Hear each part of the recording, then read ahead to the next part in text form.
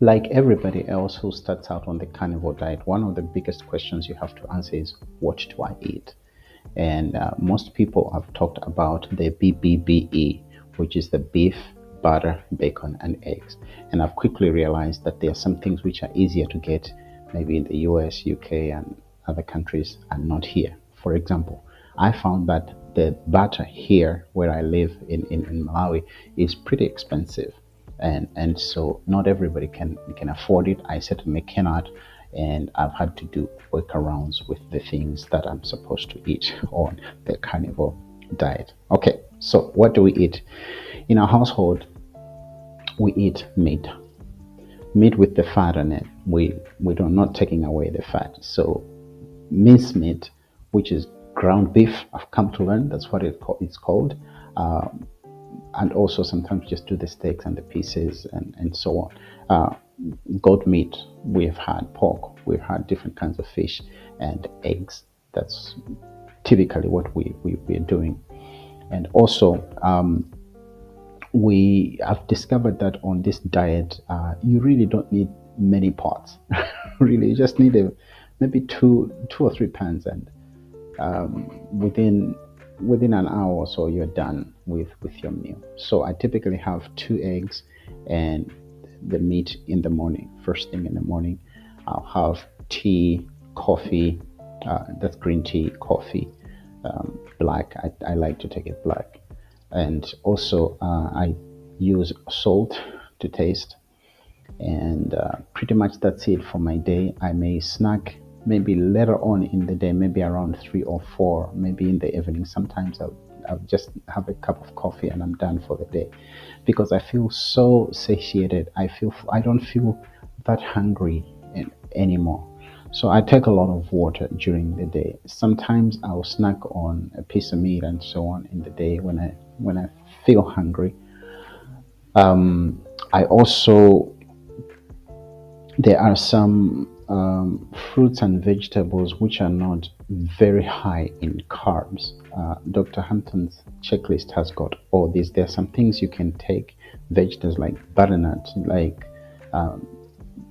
bananas in moderation, okay?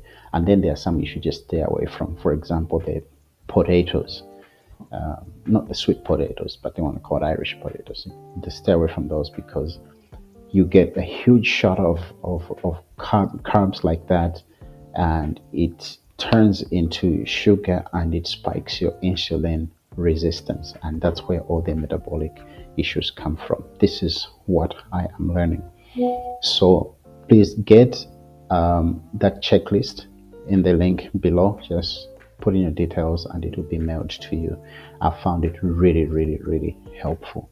It is such a great resource, and Dr. Hampton is such a warm guy, and he's read his stuff. He's also practiced, and he asked the question, why are people suffering with this problem? And this is where all these findings that are coming out, and it's very, very, very good.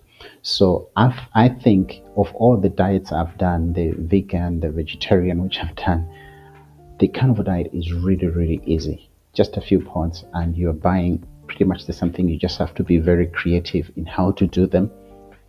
Okay, there are also spices which have got a whole lot of